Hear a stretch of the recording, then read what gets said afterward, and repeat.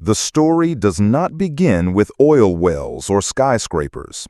It begins with a boy, no more than 13, clutching a handful of coins in the half-light of an oil lamp, staring at them as if they were the most powerful objects in the world. His name was John D. Rockefeller. One day, he would be the richest man alive. But in this moment, he was just a restless farm boy in upstate New York, whispering a vow to himself, "I will be the best moneymaker." What kind of childhood shapes a boy who can speak such words with cold certainty? What hunger drives him to see destiny, not in games or friendships, but in copper pennies? To understand Rockefeller's empire, we must first enter the shadows of his teenage years, where every chore became a transaction, every coin a symbol, and every loss a lesson written in fire. The Rockefellers lived in perpetual motion, shifting from one house to another as debts mounted or new promises beckoned. Stability was a luxury they did not know. His father, William, was a wanderer, a man who carried bottles of homemade medicine in a satchel and a grin that seemed to conceal as much as it revealed. Neighbors called him clever, but not always with admiration. He was a gambler, a salesman, a figure both admired and mistrusted. He would stride into town, pitch his miracle tonics, and leave with pockets jingling, only to vanish again for weeks at a time. At home, Eliza ruled with iron faith. She wore plain dresses, kept her hair tied in a severe bun, and demanded from her children what she demanded from herself: work, frugality, and devotion. Waste was a sin. Sloth was a shame. To her, each coin was not just currency, but a measure of moral character. She believed God watched every penny. John stood between them, absorbing both legacies. He saw the thrill in his father's slyness, the way William could conjure wealth out of thin air with charm and deception. But he also saw the instability, the danger, the hollow laughter that followed. From his mother, he absorbed an unbreakable sense of discipline, the idea that salvation lay in order and restraint. The boy's heart was pulled in two directions, yet rather than choose, he began to weave the lessons together. From the outside, he appeared ordinary, thin, serious, with dark eyes that rarely betrayed emotion. But those who looked closer noticed something different. While other boys shouted and played, John kept silent, watching, measuring, absorbing. His seriousness made some uneasy. His silence made others mock him. Yet even at 12, there was a strange weight about him, as though he carried knowledge not meant for his years. He began with chores, as all boys did. But to him, chores were not mere duties, they were openings into the world of money. He rose at dawn to fetch water for neighbors, the wooden pail banging against his knees as he trudged down muddy roads. He dug potatoes under the hot sun, the soil caked beneath his fingernails. He chopped firewood until his arms ached, the rhythm of the axe a steady drumbeat of necessity. When a farmer placed a coin in his hand, most boys would grin and run to the store. John did not. He held the coin up to the light, examined its surface, and felt a quiet thrill that had little to do with spending. To him, the coin was not a treat. It was a seed. At night, he would sit alone by the flicker of a lamp, writing down every cent in a small book. His handwriting was sharp, deliberate, the numbers stacked neatly as though he were already a professional clerk. This ritual gave him comfort. In a world of shifting homes and vanishing fathers, the book offered permanence. The figures could not betray him. They gave him control, however small. But the world was not kind, and it wasted no time in teaching him that effort did not guarantee fairness. One day, he delivered eggs to a neighbor. The man accepted the basket with a grunt, but when John asked for payment, the man waved him away. The boy froze, humiliation burning in his chest. He walked home with empty hands, the betrayal cutting deeper than the loss of coins. That night he could not sleep. He sat at the table long after his siblings were in bed, staring at the empty basket. In his mind, a rule etched itself in stone. Never again would he let someone else control the worth of his labor. The lesson hardened him. From then on, he pressed for his due. He demanded clarity in payment. When he could, he sought work that paid up front. He understood instinctively that money must be secured, that trust alone was a fragile foundation. And slowly, almost imperceptibly, he began to shift from being a boy who worked to being a boy who strategized. At the marketplace, his instincts revealed themselves. He watched merchants haggle, noting the rise and fall of voices, the narrowing of eyes, the timing of pauses. On one such trip, he accompanied his mother to purchase sugar. The price was high, and Eliza prepared to leave. But John stepped forward. With calm precision, he bargained with the seller. The man frowned, then, to everyone's surprise, relented.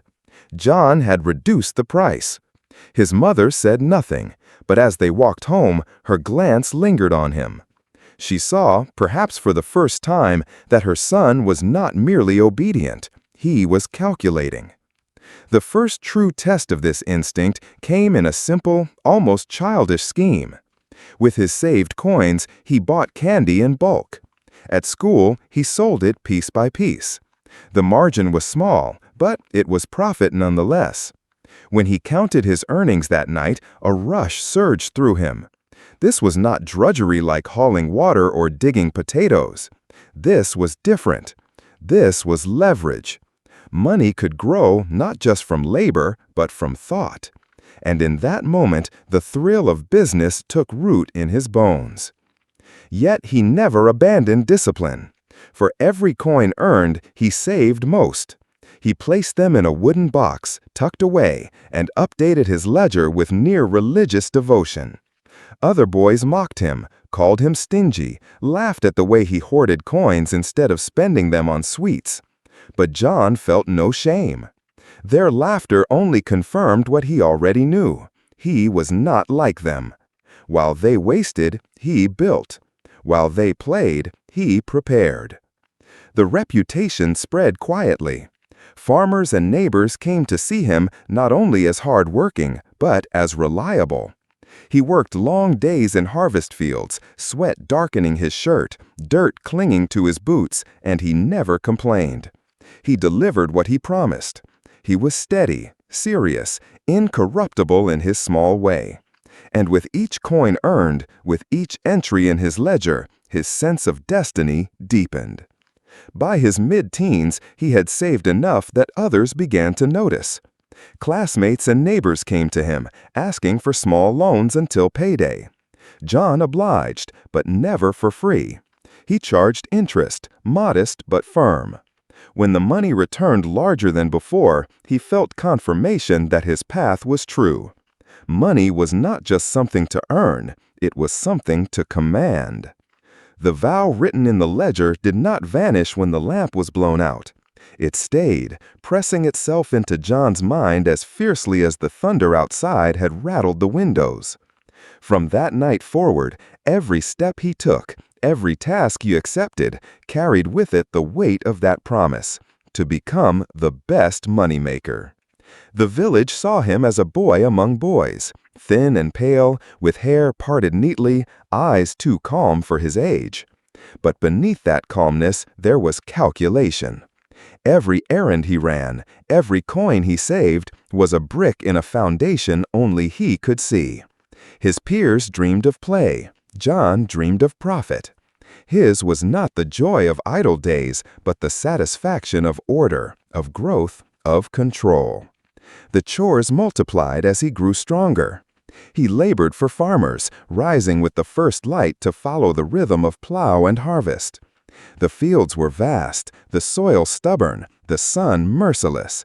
Yet he endured with a quietness that impressed even hardened men. While other boys grumbled, John persisted, stacking hay, hauling grain, counting the wages at the day's end. His hands grew rough, his body lean, but his will sharpened. For every day in the field, there was a night with the ledger. The two belonged together, sweat in the day, calculation in the dark. Other boys noticed. A farmer who needed reliability chose John. A widow who required firewood turned to him. A shopkeeper who wanted help trusted him. In every task, he built a reputation not merely for labor, but for integrity. If John said he would work, he worked. If he said he would deliver, he delivered. And when payment came, he tucked it away with almost ceremonial care. But discipline was not enough. Ambition whispered for more. He studied not only how to earn, but how to expand. The candy trade at school had given him a taste for leverage. He experimented further, buying goods in one place and selling them in another. He observed fluctuations, small though they were, and imagined greater scales. He was no merchant yet, but his mind was rehearsing for the future. It was not without setbacks. Once he lent money to a fellow boy who promised repayment with interest. The boy delayed, then tried to avoid him altogether. John's response was cold persistence. He asked, reminded, insisted, without anger, but with unyielding firmness. Eventually, the money returned, interest included.